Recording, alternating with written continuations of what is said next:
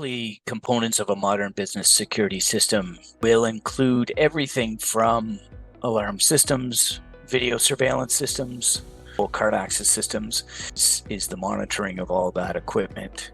And what we typically consider important is how early of a detection and the system be triggered. What's the notification? In other words, who's notified?